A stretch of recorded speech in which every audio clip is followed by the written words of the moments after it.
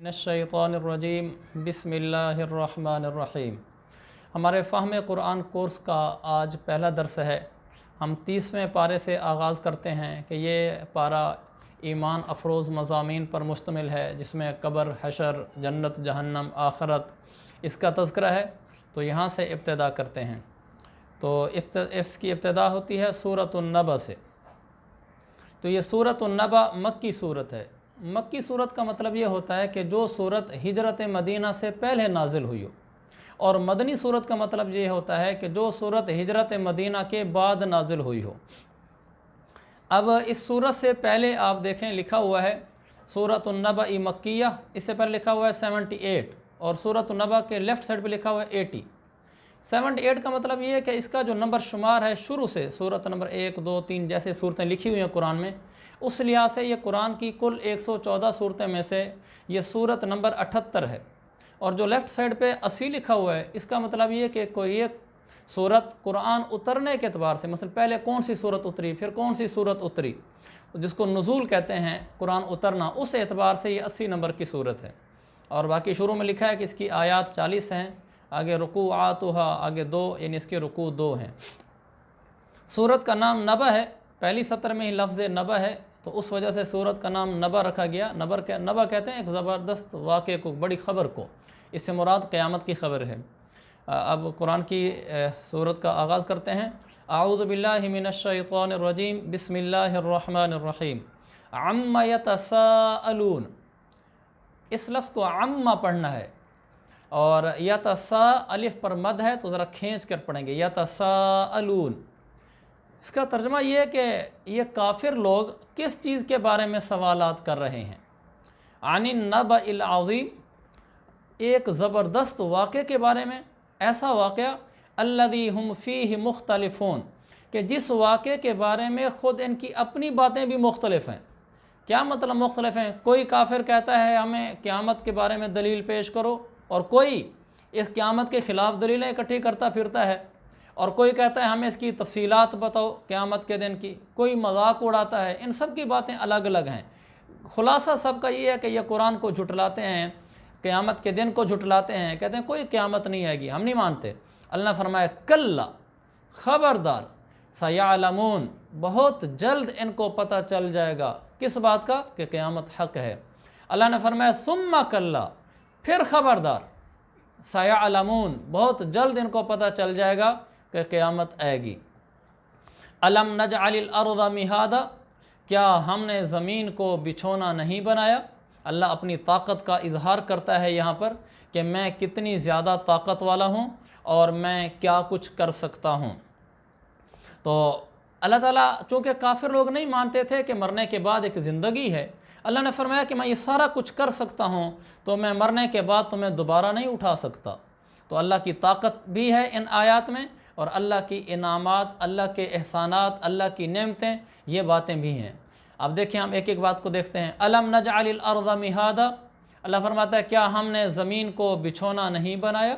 यानी ज़मीन तुम्हारे लिए रहने की जगह है, लेटने की जगह है, घर बनाने की जगह है। ये अल्लाह की ताकत भी है कि पूरी ज़मीन अल्लाह ने बिछाई, और अल्लाह का एहसान और इनाम भी है कि हमारे लिए बिछोना बनाया। वल जिबाल औतादा, और हमने पहाड़ों को मेखें बनाया। यानी जब अल्लाह ने ज़मीन को बनाया तो पानी के ऊपर बनाया, ज़मीन हिलने लगी तो अल्लाह ताला ने उसके ऊपर पहाड़ों को गाड़ दिया। इन पहाड़ों ने मेखों का काम दिया, हिलती हुई ज़मीन रुक गई। ये मेरा रब की ताकत है। फिर आप देखें ना कि मेख वो होती है कि मेख दो काम करती है। एक तो हिलती हुई चीज़ को ठहरा देती है, मेख लगाएंगे तो ठहर जाएगी। दूसरा, मेख जितनी बाहर होती है उससे ज़्यादा अंदर होती है। अब जितने पहाड़ हैं, अल्लाह ने इनको पानी के ऊपर बिछी हुई ज़मीन को हिलने से रोकने के लिए ऊपर मेख के तौर पर लगाया। एक तो ये ज़मीन हिलती बंद हो गई, ज़मीन का हिलना बंद हो गया। दूसरा, ये पहाड़ जितने हमें ऊपर नज़र आते हैं इससे ज़्यादा ये अंदर हैं। ये अल्लाह की एक कुदरत और ताकत है, और बहुत मजबूत हैं ये पहाड़।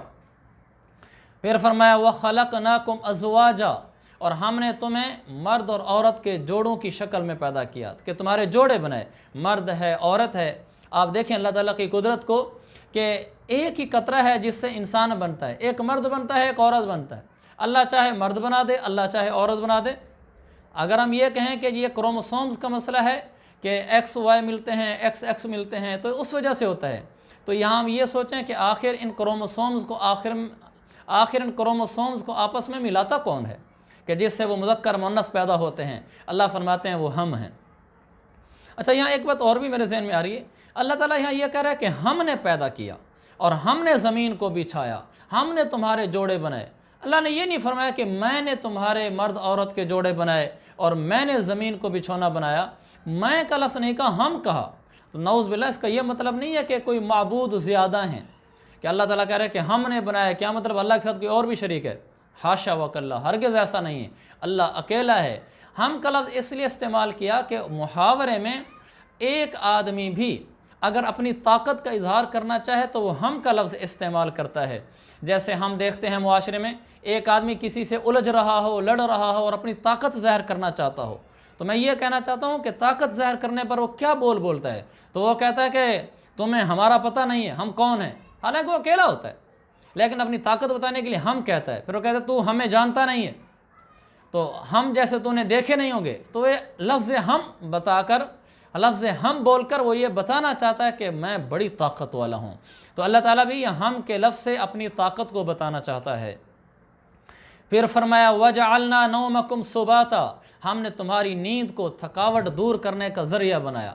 سبات تھکاوٹ دور کرنے کا ذریعہ، نیند چونکہ تھکاوٹ دور کرتی ہے تو اس لیے فرمایا کہ نیند سبات ہے۔ آپ دیکھتے نہیں کہ جب کوئی تھکا ہرا آدمی، ہم جب بہت تھک کر لیٹتے ہیں تو شروع میں جسم ہلکا ہلکا ایسے لگتا ہے جیسے ریپیئرنگ ہو رہی ہے جسم کی، جسم کو ریپیئر کیا جا رہا ہو اور تھکاوٹ نکل رہی ہو جسم سے۔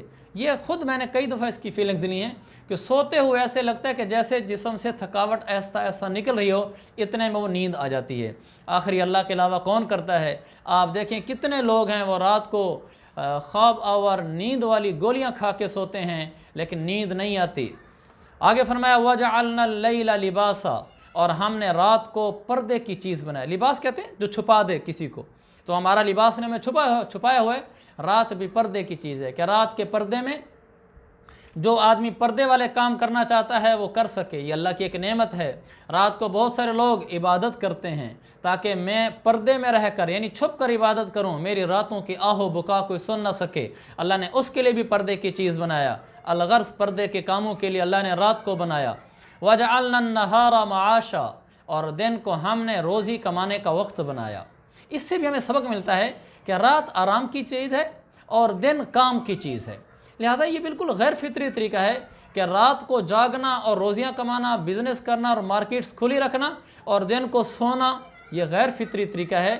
میڈیکلی بھی انسان اگر رات کو نہ سوئے اور دن کو سوئے تو اس کے جسم کی جو ضرورت ہے آرام کی وہ پوری طرح پوری نہیں ہوتی۔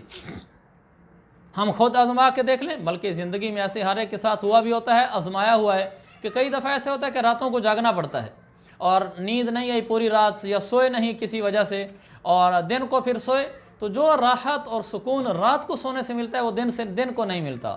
تو رات کو پھر ہم دیر سے سوئیں گے، 1-2 بجے تک کاروبار کریں گے تو صبح فجر کی نماز میں کیسے ہم شریک ہو سکتے ہیں؟ صبح تہجد کے لیے کیسے ہم اٹھ سکتے ہیں؟ تو اس کی کوشش کریں کہ رات کو ہم جلدی سو جائیں تاکہ صبح تہجد میں اور بطور خاص فجر کی نماز کے لیے اٹھ سکیں، اور دن کو کمائیں۔ وَبَنَيْنَا فَوْقَكُمْ سَبْعًا شِدَادًا، اللہ فرماتا ہے کہ ہم نے تمہارے اوپر 7 مضبوط چیزیں یعنی آسمان بنائے۔ آسمان بہت مضبوط ہے، بہت طاقتور ہے جو اللہ تعالیٰ نے بنایا ہے، اور یہ اللہ نے بتایا کہ ان مضبوط طاقتور آسمانوں کو بنانے والا بھی میں ہوں۔ پھر یہ آسمان دیکھو کیسی طاقت اللہ کی، فرمایا بغیر عمد ترونہا، آسمان بنایا نیچے ستون کوئی نہیں، بھلا بغیر ستون کے بھی کوئی چھت ٹھہر سکتی ہے؟ لیکن اللہ نے آسمان کو ٹھہرایا، پورے آسمان کی چھت کے نیچے کہیں کوئی پلر نہیں ہے۔ اور آگے فرمایا وَجَعَلْنَا سِرَاجًا وَهَاجًا، اور ہم نے ایک دہکتا ہوا چراغ پیدا کیا۔ سورج کو اللہ نے چراغ کہا ہے۔ چراغ کیوں کہا ہے؟ کہ چراغ ایک نفع بخش چیز ہے، چراغ سے انسانوں کو نفع ملتا ہے۔ ہم چراغ سے روشنی لیتے ہیں، چراغ سے اندھیرے دور کرتے ہیں، اور چراغ کی روشنی اگر زیادہ ہو تو اس کے ذریعے سے کئی لوگ اکٹھے بیٹھ کر مطالعہ کر سکتے ہیں، تو چراغ ایک نفع کی چیز ہے۔ تو اللہ نے سورج کو چراغ کہہ کر یہ فرمایا کہ جو سورج میں نے بنایا یہ بھی سراپا تمہارے نفع کے لیے ہے۔ دیکھو اسی سورج سے ہماری فصلیں تیار ہوتی ہیں، ہمارے پھل تیار ہوتے ہیں، اور زندگی کے کئی کام اس سورج کے ساتھ ریلیٹڈ ہیں، اور سورج کے ذریعے سے اللہ ہمارے کام بناتا ہے۔ پھر آپ کو ایک عجیب بات بتاؤں، سورج کی دھوپ، اس کی شعاعیں، یہ بھی انسانی بدن پر ڈائریکٹ پڑیں بہت زیادہ صحت کے لیے مفید ہیں۔ بہت سارے لوگ ایسے ہوتے ہیں جو سورج سے بالکل دور رہتے ہیں، یعنی بند رہتے ہیں، دھوپ نہیں لگواتے، تو یہ نقصان ہے ان کے لیے۔ میں آپ کو ایک واقعہ سناتا ہوں، باہر ممالک کے ایک کافر کی بات ہے، مجھے کسی آدمی نے سنایا تھا۔ وہ بہت ہی امیر کبیر آدمی تھا، تو اس کے گھر اے سی اور گاڑی اے سی، آفس اے سی، کہیں ہوٹل پہ انوائٹ ہوا ہے تو وہ جگہ اے سی، تو بہت ہی کم یا نہ ہونے کے برابر دھوپ میں نکلتا تھا۔ تو کئی سالوں بعد اس کے جسم کے جو مسام ہیں، جو دھوپ پڑنے سے کھلتے ہیں، یہ بند ہو گئے، تو وہ بہت خطرناک قسم کی بیماریوں کا شکار ہو گیا۔ تو ڈاکٹرز کو چیک کرایا تو انہوں نے کہا کہ آپ کو ضروری ہے کہ آپ پورے جسم کی کئی گھنٹے دھوپ لگائیں۔ تو پھر وہ بالکل برہنہ ہو کر دھوپ میں کسی جگہ ٹھہرتا تھا، اور سارے جسم پر دھوپ کی شعاعیں پڑتی تھیں، کئی گھنٹے تک اس سخت دھوپ میں بیٹھتا تھا، جو بہت تکلیف دہ تھا، لیکن اس کی زندگی موت کا مسئلہ تھا، یہ اس کا علاج تھا۔ ایک دوسری بات تو خود میرے ساتھ پیش آمدہ ہے، میری چھوٹی بیٹی تقریباً کوئی 6 ماہ کی ہوگی، وہ بیمار ہو گئی، تو میں نے ڈاکٹر کو چیک کرایا تو وہ کہنے لگے کہ آپ اس کو روزانہ تقریباً آدھا گھنٹہ دھوپ لگوائیں۔ وہ سردیوں کا موسم تھا، تو ہم اس کو پیمپر پہنا کر پورا جسم اس کا برہنہ کر کے دھوپ میں لٹاتے تھے، تو اس پر شعاعیں پڑتی تھیں۔ ماشاءاللہ چند دنوں میں بیٹی ہماری ٹھیک ہونا شروع ہوگی بالکل۔ تو اللہ تعالیٰ کی طرف سے بنائی ہوئی دھوپ یہ بہت مفید ہے۔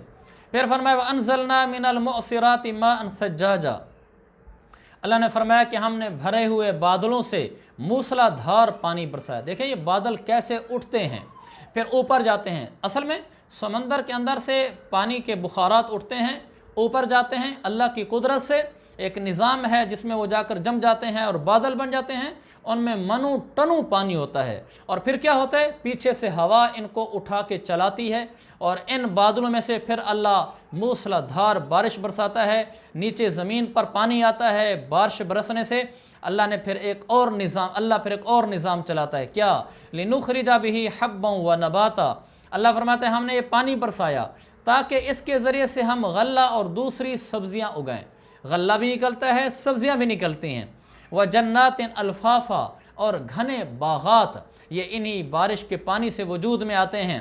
یہ سارا کچھ اللہ نے بتایا کہ اللہ نے فرمایا میں نے آسمان بنائے اور میں نے سورج بنایا، اور میں نے آسمان بنانے کے علاوہ اوپر بادلوں کا نظام چلایا، وہاں سے بارشیں برسیں۔ اتنی طاقت والا اللہ فرماتا ہے ان یوم الفصل کان میقاتا، ان کا معنی ہوتا ہے بے شک، اس بات میں کوئی شک نہیں، یا ان کا معنی یقین جانو۔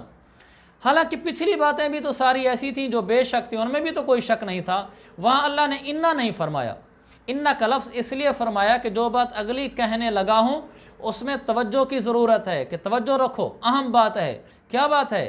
ان یوم الفصل کان میقاتا، کہ فیصلے کا دن اس کا ایک مقرر وقت ہے، کہ قیامت کا دن جو فیصلے کا دن ہے اس کا مقرر وقت ہو چکا ہے، سب نے اس دن آنا ہے۔ تو اللہ نے ہمیں یہ سبق دیا ہے کہ اللہ فرماتا ہے میں اللہ جو آسمانوں کو بنا سکتا ہوں اور زمین سے نیچے غلے اگا سکتا ہوں، اوپر سے بادلوں سے پانی برسا سکتا ہوں، سورج کو سنبھال سکتا ہوں، اتنے بڑے بڑے کام کر سکتا ہوں، تو قیامت کے دن تمہیں دوبارہ قبروں سے اٹھا کر دوبارہ انسان بھی بنا سکتا ہوں۔ پھر وہ دن کیسا ہوگا؟ فرمایا یوم ینفخ فی الصور فتأتون افواجا، وہ قیامت کا دن ایسا دن ہوگا جس دن سور پھونکا جائے گا، پھر تم سارے لوگ گروہ در گروہ سب قبروں سے اٹھ کر آ جاؤ گے۔ فرشتہ ٹوٹل 2 سور پھونکے جائیں گے، تحقیقی قول یہی ہے محققین کا۔ ایک دفعہ فرشتہ سور پھونکے گا تو جتنے لوگ زندہ ہیں وہ سب گھبراہٹ کا شکار ہو کر بالآخر مر جائیں گے۔ پھر 40 سال کا وقفہ ہوگا، پھر دوسرا سور پھونکے گا فرشتہ تو سارے مرے ہوئے زندہ ہو جائیں گے۔ وَفُتِحَتِ السَّمَاءُ فَكَانَتْ أَبْوَابًا، اللہ آسمانوں کو کھول دے گا، آسمان پھٹیں گے۔ 19واں پارہ یوم تشقق السماء بالغمام، آسمان پھٹے گا۔ وَنُزِّلَ الْمَلَائِكَةُ تَنزِيلًا، فرشتے اتریں گے۔ اور یہ اللہ نے فرمایا فُتِحَتِ السَّمَاءُ فَكَانَتْ أَبْوَابًا، آسمان کھول دیا جائے گا، آسمان میں دروازے بن جائیں گے، نظام کائنات بدل جائے گا۔ سُيِّرَتِ الْجِبَالُ فَكَانَتْ سَرَابًا، پہاڑ جو آج گڑے ہوئے ہیں ان کو ہلایا نہیں جا سکتا، ختم کرنا ہو تو بم بلاسٹ کرتے ہیں پھر جا کر وہ پہاڑ ختم ہوتا ہے۔ پہاڑ کو کاٹ کے اٹھانا شاید ممکن ہی نہ ہو یا بہت زیادہ مشکل ہو، یہ اتنے وزنی ہیں اور ہل نہیں سکتے۔ اللہ نے فرمایا قیامت کے دن میں ان کو چلا دوں گا، یہ ایسے ہو جائیں گے جیسے ریت کا سراب ہوتا ہے، یعنی ریت کے جیسے ٹیلے ہوتے ہیں، کثیبم مہیلا، ریت کے ٹیلوں کی طرح یہ ہو جائیں گے۔ پھر فرمایا ان جہنم کانت مرصادا، پھر ان کا نا توجہ سے سنو، ایسی بات کرنے لگا ہوں بلا شبہ ٹھیک ہے، کیا بات؟ جہنم کانت مرصادا، لوگوں دنیا کا نظام ختم ہونا ہے، آگے جنت و جہنم کا نظام ہے، اور جو جہنم ہے وہ تمہاری گھات لگائے بیٹھی ہے، انتظار میں بیٹھی ہے۔ کن لوگوں کی؟ للطاغین مآبا، ان لوگوں کی جو سرکش ہیں۔ یہ جہنم سرکش لوگوں کا ٹھکانہ ہے۔ لابثین فیہا احقابا، یہ اس جہنم میں مدتوں رہیں گے۔ جو کافر ہیں ان کی تو مدتیں ختم ہی نہیں ہوں گی، اور جو ایمان والے ہیں وہ ایک نہ ایک دن لمبی مدت گزار کے بالآخر جنت میں جائیں گے۔ اور جہنم میں کیا عذاب ہوگا؟ کہ لا یذوقون فیہا بردا، اس میں ٹھنڈک نام کی کوئی چیز نہیں چکھیں گے، ولا شرابا، اور نہ پینے کی کوئی چیز۔ دیکھیں لفظ لا یذوقون، بعض لوگ اس کو پڑھنے میں، یہ قرآن کے لفظ کا صحیح پڑھنا بتا رہا ہوں، لا یذوقون نہیں پڑھنا، لا یذوقون، لام کو تھوڑا کھینچنا ہے چونکہ لام کے بعد الف ہے، تو لا یذوقون، اس میں کوئی چیز ان کو چکھنے کی نہیں ملے گی جس سے ان کو ٹھنڈک محسوس ہو۔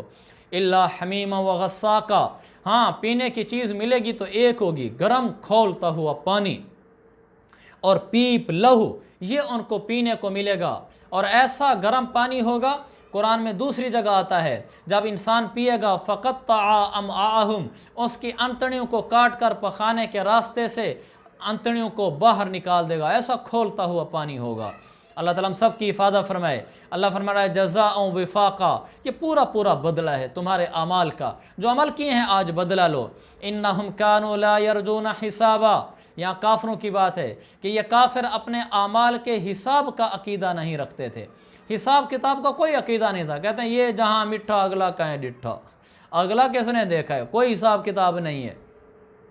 وَكَذَّبُوا بِآيَاتِنَا كِذَّابًا، ان کافروں نے ہماری آیتوں کو اچھی طرح جھٹلایا تھا، خوب سر چڑھ کر بولے تھے اور جھٹلایا تھا ہمارے قرآن کو اور ہماری آیات کو۔ اللہ فرماتا ہے کُلَّ شَيْءٍ أَحْصَيْنَاهُ كِتَابًا، ہم نے ہر چیز کو لکھ کر محفوظ کر رکھا ہے، جو یہ کافر بولے، جو انہوں نے کیا، سب محفوظ ہے۔ پھر ایک بڑی خطرناک یعنی ایک دھمکی ہے کافروں کو، اللہ فرماتے ہیں فَذُوقُوا فَلَن نَّزِيدَكُمْ إِلَّا عَذَابًا، اے کافرو اب چکھو مزہ جہنم کا۔